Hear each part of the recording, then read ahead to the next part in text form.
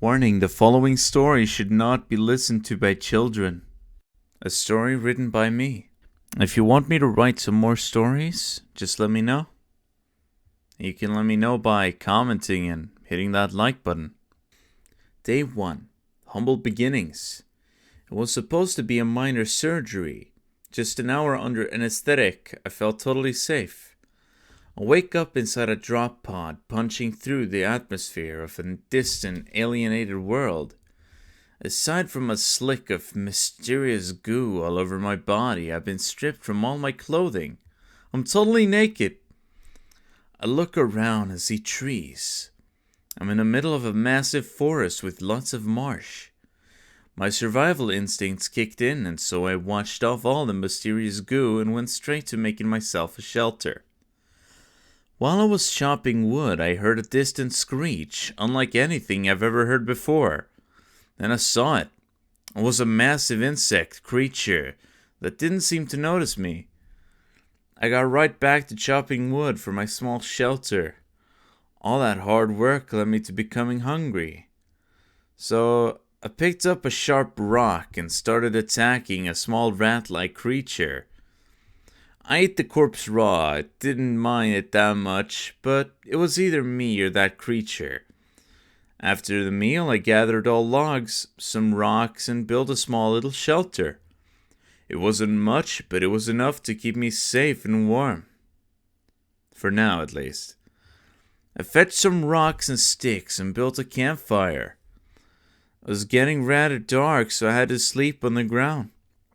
It wasn't comfortable, but beggars can't be choosers. At least I was safe from whatever creatures there were outside. Day 2. The hunt for food. The morning after, I found a rabbit laying outside my door, dead. Whatever creature placed it there might have left it there as a gift or as a threat. Either way, I need to be prepared for the worst to come. I gathered a long stick and turned it into a bow using fibers. I made myself some simple arrows using sticks and small rocks. The bow was in a really bad quality, but it was way better than nothing. I picked up my bow and went out hunting for my food because hunger was getting the better of me. I found an otter and started unleashing arrows its way. I missed so many shots, and after so many shots, I finally managed to land one in the lungs of the poor thing. I went running for the otter, but slipped thanks to a trench. The damn otter got away at last, so there I was hungry, desperate for anything to eat. Then I saw it. It was like a blessing from above. There were bushes with berries. I could sustain myself for a few days with those. I got to harvesting berries from these bushes. In one of them I found a dead hare, so I brought it back to my shelter and butchered it with a sharp rock. Then I grilled some rabbit meat with my campfire, and I had a very delightful meal. After that, I went to sleep. Day 3. Garden. I woke up in my little shelter thinking about future plans. A winter was sure to come, so it would be wise to have some food prepared. I went hunting for seeds, but found potatoes. I could cut them and plant them for more potatoes, so I did. Beside my little hut, I chopped down some trees and planted potatoes. In the distance, I saw some people heading towards my shelter. They had animals carrying stuff. They came closer and offered to trade. Unfortunately, I had nothing to offer them, and they had nothing that I could buy, because I had absolutely nothing that they were interested in. They did, however, leave me a gift of some strange steel of which I did not know about. Then moved on. After I thanked them, of course. It was getting late, and after a full day of hard work in my now garden, my back was hurting, so I was sick of sleeping on the ground. I wanted a proper bed, so I made one out of leaves and wood. The bed was actually really comfortable, and I was satisfied. 3 seconds later, I fell right asleep. Day 4. A friend named Lucy. In the morning, a lady approached me from the distance. She was a poor lady named Lucy, and she was begging for 30 silver to pay off a debt to a gang of pirates who were hunting her. I had absolutely nothing to offer. However, I thought it was getting rather lonely here, so I crafted a cage and tricked her into it. I was running low on food, and she had proper clothing, so I skinned her, turned her into food. I was searching her pockets looking for valuables, and I found a bone knife and a stone knife, 24 silver, and a beer. I sat down by the fire, grilling her human meat. I was so hungry I couldn't think straight. I dug my teeth into the flesh of another human and loved every part of it. I had done it. I ate human meat. What the fuck was wrong with me? How will I ever move on from this? I'm a cannibal. I guess I need to learn to accept this new lifestyle. I made a table in the corner of my room and crafted a chair made out of her bones. Day 5. Electricity. I went out scavenging and managed to find a little camp. The place looked abandoned. It was a neat little place where maybe I should consider settling in later. I searched through the area and found a book with building instructions. Bingo, I thought, because there were instructions on how to make a generator and a freezer. I scavenged yet further for necessary tools and items needed to get things going. When I was satisfied, I headed back to my hut. Spent that entire night gathering materials, constructing a wood fuel generator and a freezer. In the morning, I had done it. I had a place to keep my food from rotting, and I had a sustainable source of energy. Day 6. A black bear. I woke up only around 3 hours after falling asleep thanks to a mad animal knocking on my door. It was a small porcupine that's been driven insane. I felt now was the better time than ever to practice my combat skills, as I'm not very good at them. I grabbed a bone knife that I got from Lucy and had a right swing at it. I stabbed it right in the leg, but it bit my left hand. Then I slashed its throat wide open and blood splashed all over my face.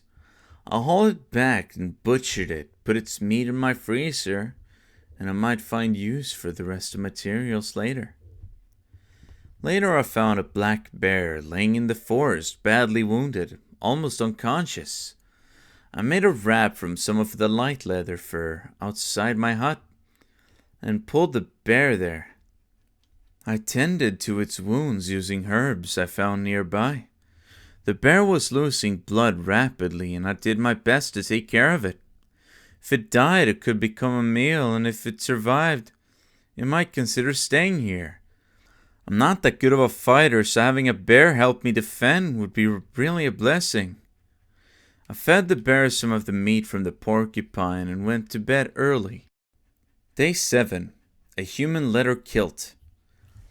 I finally caught up with my sleeping schedule, and when I walked outside, the bear was nowhere to be found. But I did find the corpse of a moose where the bear was sleeping.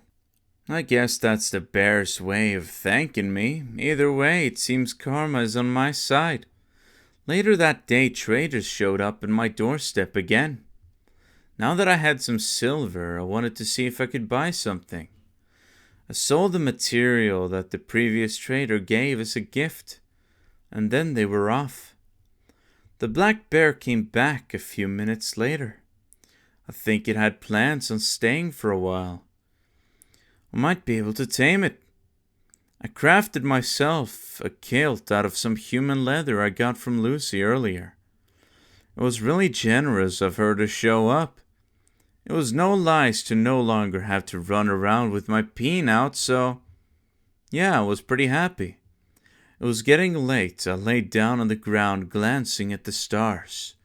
It was really nice. I was laying there thinking about how far I've gotten and how far I might get. I wanted to make more houses, and I think I'll do that tomorrow. Day 8. Bone armor.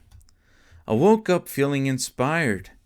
I had so many bones laying around, and I felt like they were just collecting dust, so I made myself some armor made out of bones. Hour after hour, I found myself working hard on the armor. I took a break from working on the armor to go out and try to tame the bear. I approached the bear, touching him gently.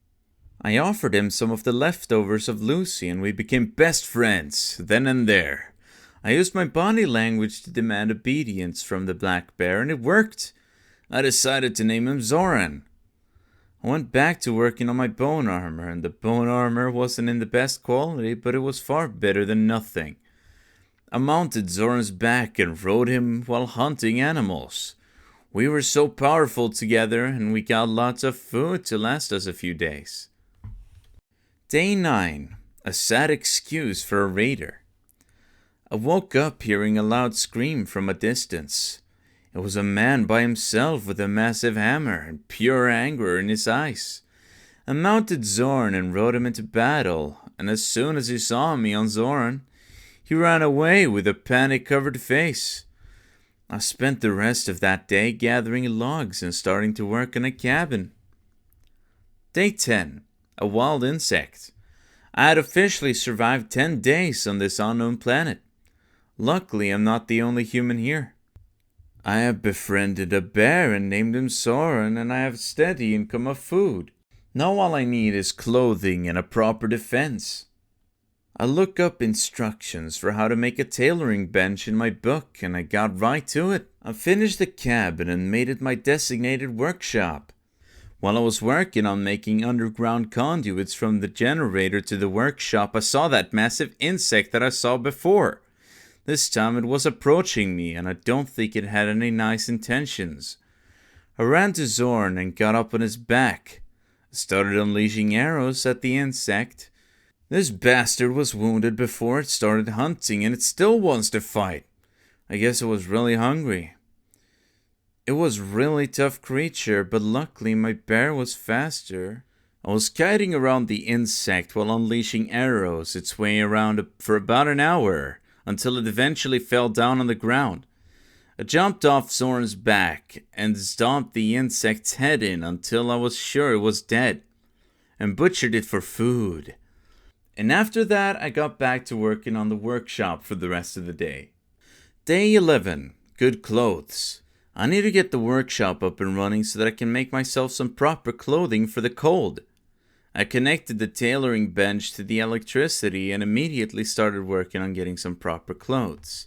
I made myself a jacket out of some plain leather, which should keep me warm for a while.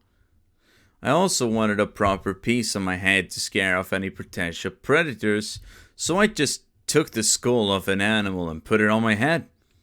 I felt confident in a successful future, so after a day of hard work, I went straight to bed.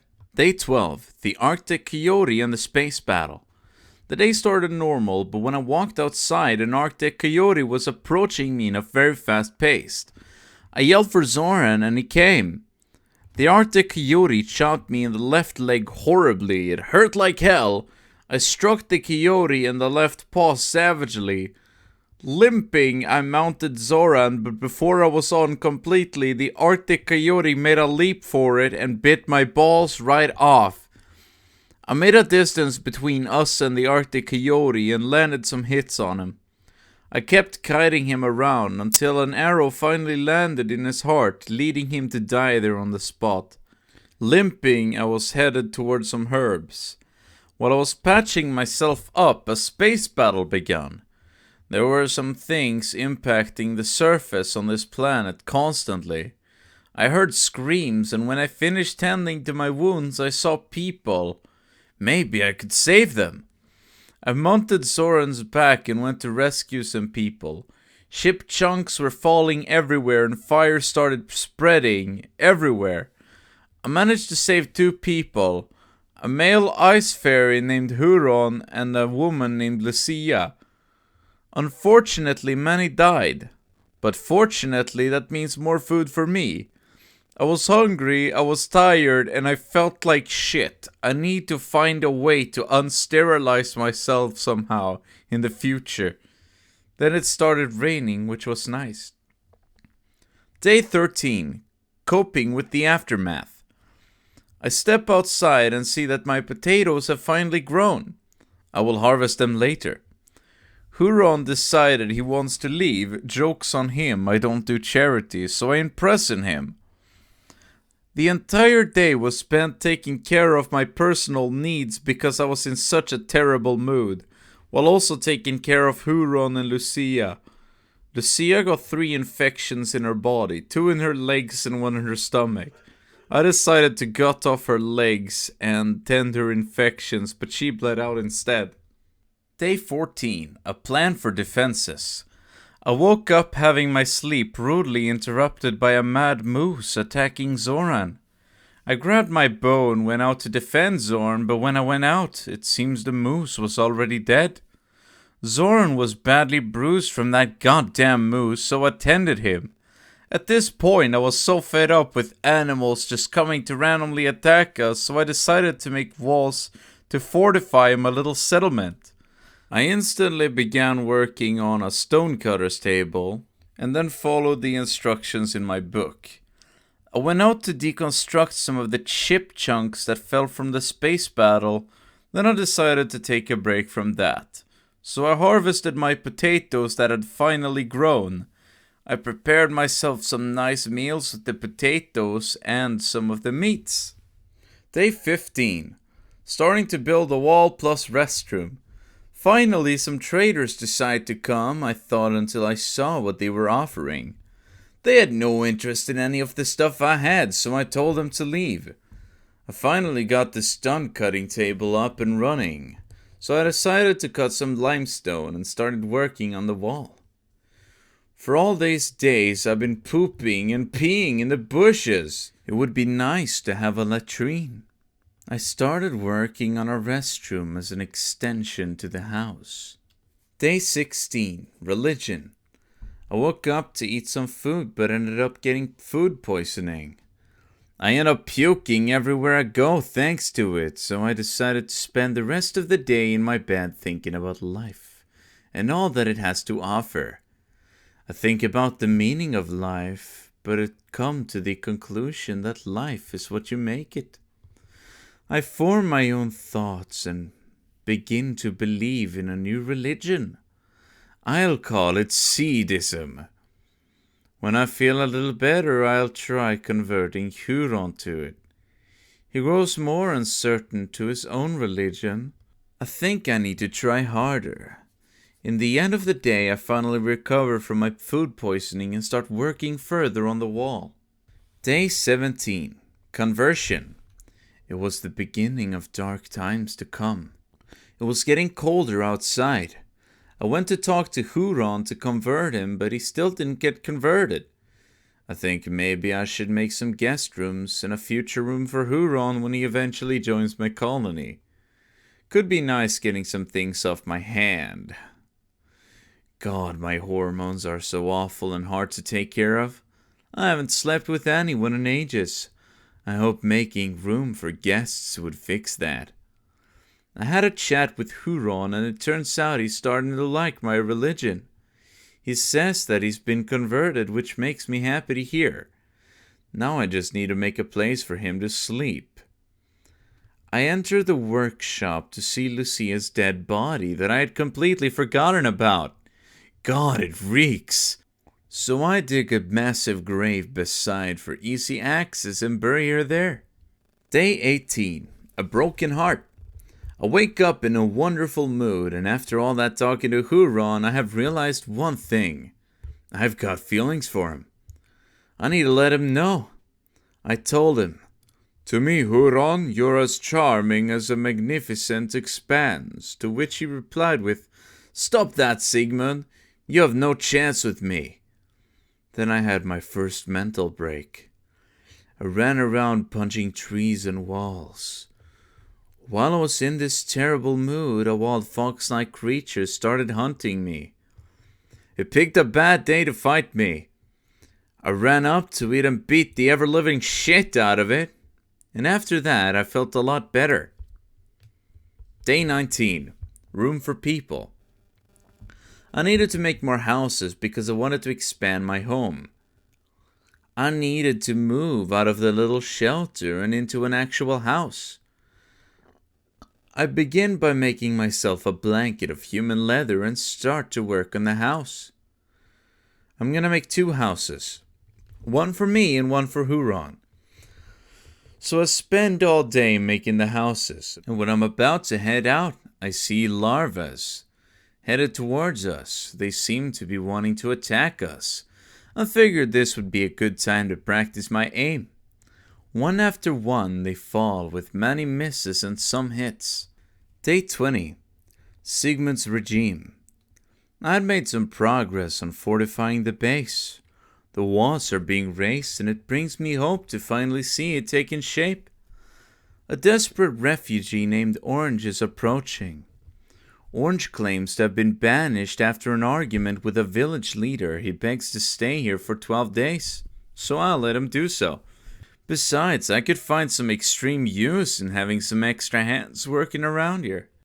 I've been staying here for a really long time, but I haven't named the place. I'm deciding to name my faction Sigmund's Regime, and my settlement will be named Seedland. Orange tells me about his religion and how he thinks rape is the only way forward. I think about what he said later. Day 21. More Payback. I'm growing tired of walking down to the lake to wash myself, so I'm gonna make a well. When I fetch the materials, I see an Arctic coyote chasing after me. The same fucking animal that sterilized me. Time to go coyote hunting, I thought.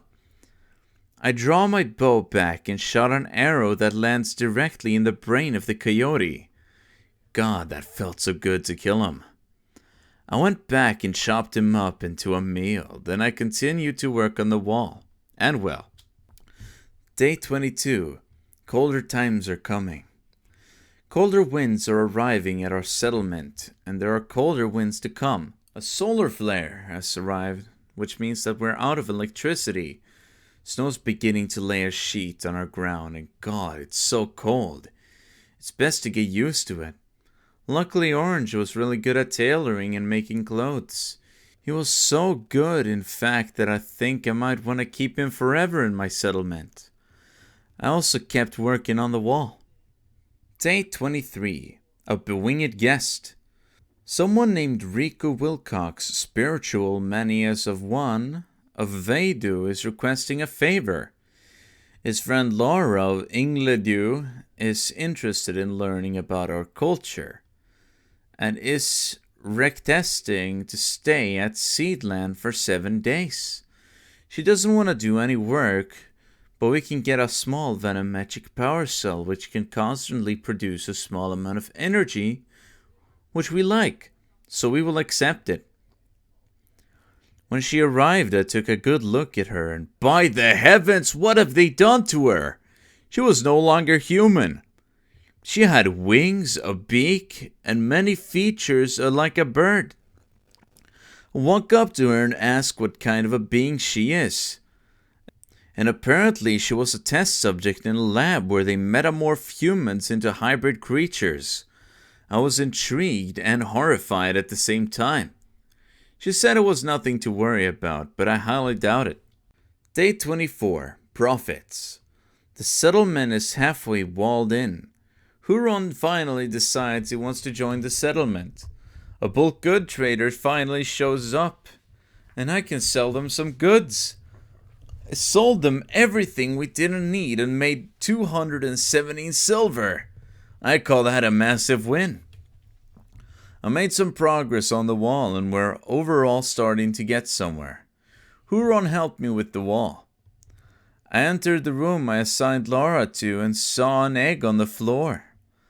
I yelled at her and asked her why there was an egg on the floor, and she explained that she lays eggs every few days. I asked if we could use them for meals, and she agreed.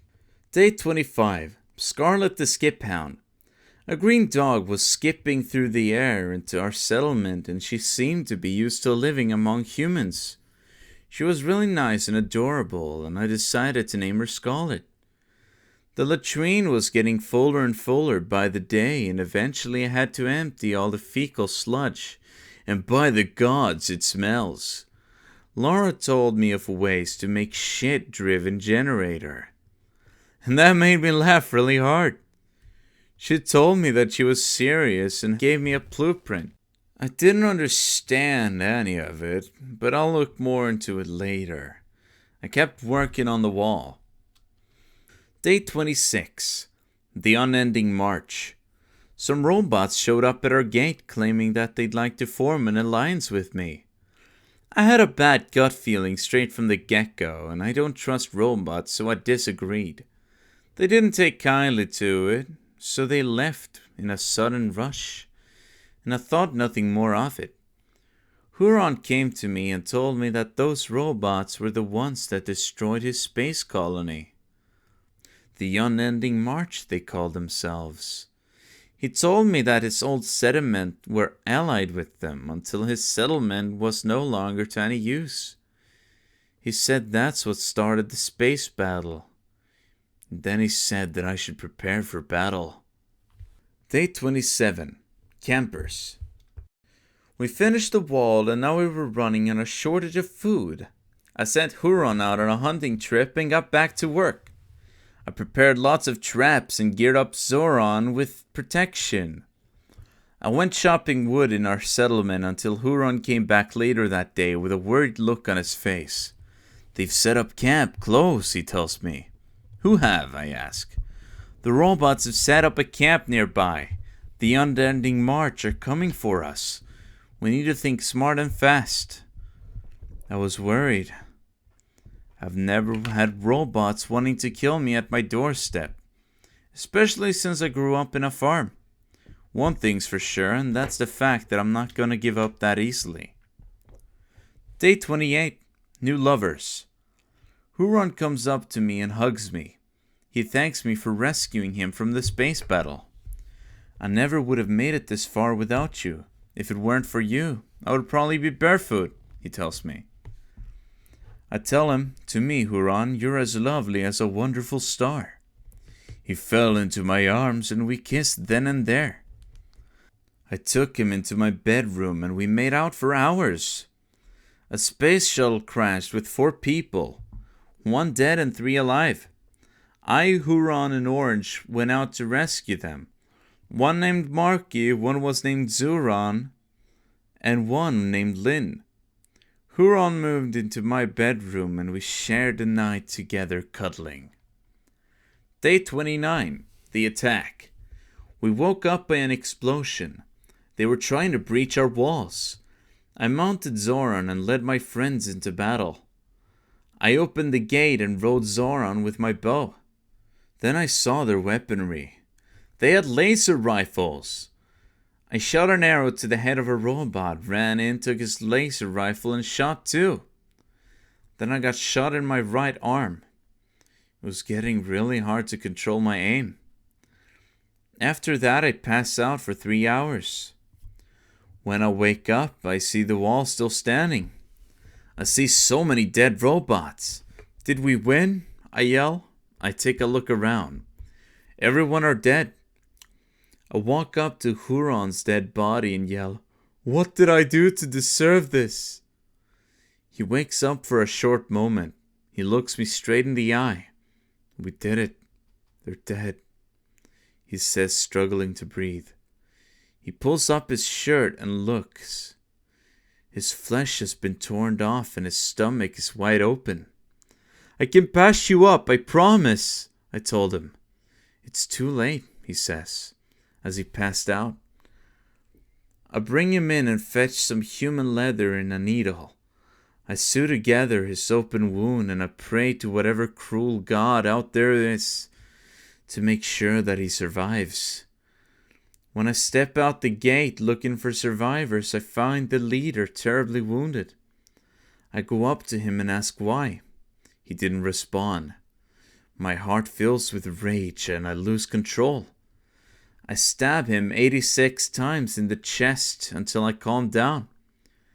Huron walks up to me from behind. He says, "He's already dead?" I turned around as a tear falls from my eye. "I thought I lost you," I said. He replies, "Not yet," and hugs me. Day 30. The end. Huron tells me he doesn't feel so good. He wants me to open his wound and take a look at it. I grab a knife and cut it open, and oh my, his wound was terribly infected. It was way too late to save him. I held him close and started crying. I felt such a heavy guilt trying to think that I could save an already dying person. We talked as his breaths grew weaker and weaker. I was losing him. His last words were, "I love you," to which I replied with, "I love you too." I dug a grave outside our home and dug him down there. I couldn't focus on anything because my heart was so heavy. The tears wouldn't stop. I'm writing this as I'm about to hang myself in one of our trees. If you manage to find this notebook in our settlement, feel free to help yourself with anything you need. We won't be needing it anymore. Farewell, cruel world.